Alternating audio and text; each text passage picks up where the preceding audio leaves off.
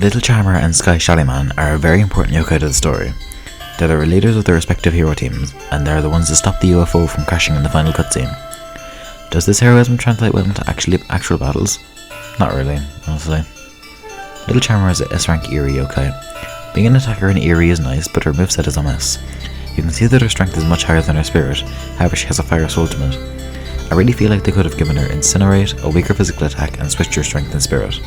She does have great speed though. Her defense is pretty bad, but her skill is defensive. It allows her to always dodge physical attacks while her move cooldown is going.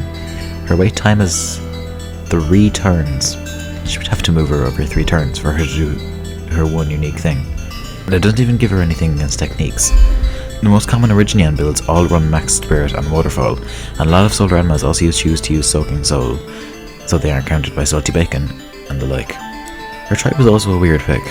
It's interesting that we have another physical Eerie, but if you want physical attacks in Eerie, Zomboy is a much better choice.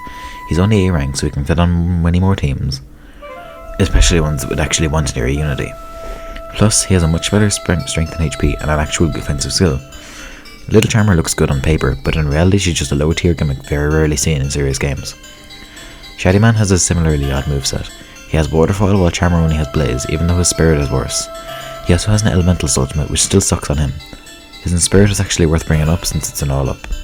As for his stats, his strength is average, his spirit and speed are pretty bad, but his HP and defense are actually pretty solid.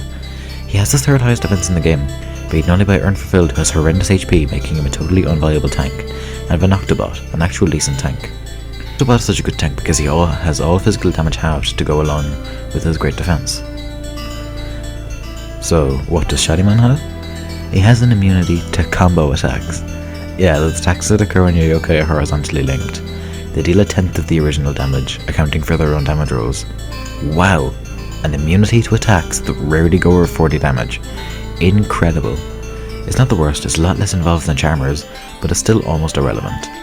I would rate Shady Man higher than her since he has a great defense and is a decent tank, but still pretty bad considering that you're using an S-rank tank that isn't Cubot or El Shakador. As for things that outclass Charmer, god, where do I even start? There's so much.